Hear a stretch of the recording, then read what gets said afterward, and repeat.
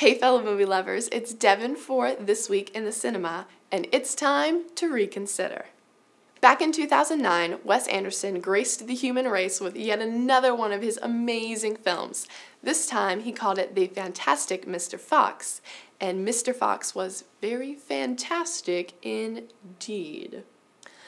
Okay, I knew this episode was going to be hard because I honestly worship this movie, and being able to describe it in the most accurate way is going to be a little difficult for me, so bear with me. If you take anything away from this episode, it should be that this movie is fantastic and everyone should see it. So, here's my best attempt. The first thing you should know about this movie is that it is claymation. Now, I know there are a lot of soulless, heartless people out there who hate claymation and animation in general, but just know that the claymation does not make this movie. I do not love it because it's stop-motion animation style. I don't love it because it's all sepia-toned and warm and welcoming and just makes your heart all fuzzy. There are many other things that go into this movie that make it warm and happy and fuzzy, and it isn't all riding on the claymation. So don't think, oh, it's just another one of those movies that's just cute because it's tiny little fox people. There are things in the story that make it awesome for everyone. So I guess that brings me to my second thing, which is that The Fantastic Mr. Fox isn't just a kid movie. I'm afraid that a lot of adults sort of passed it off because they're like, oh, it's a movie about little foxes. Like, I'm not interested. But the characters in Fantastic Mr. Fox are presented with issues and then solve their issues in really ironic and hilarious ways, and they're all issues that teenagers and parents and little kids alike all go through. So there are lessons in this movie, and it's heartwarming and wonderful, and I honestly learned a lot watching it.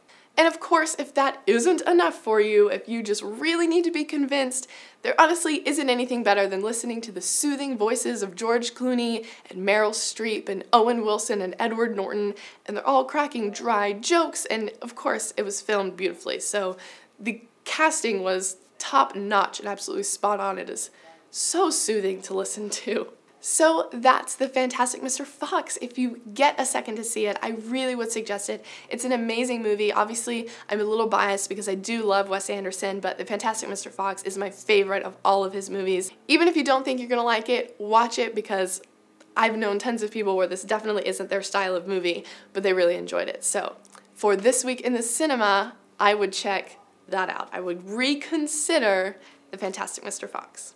And of course, if you have any suggestions on some movies I may have passed up, that I may have said, oh, that's a dumb kid movie, whatever, and you think I should reconsider it, leave it in the comments of this video, or of course you can contact me through my Facebook page, my Twitter account, and of course Google+. And don't forget, if you're not doing anything this Friday night at 8 p.m. Central Standard Time, I am having a hangout, and we always have tons of fun and talk about movies, which is like the best thing ever. Anyone can do that. So join me on Google+ for that.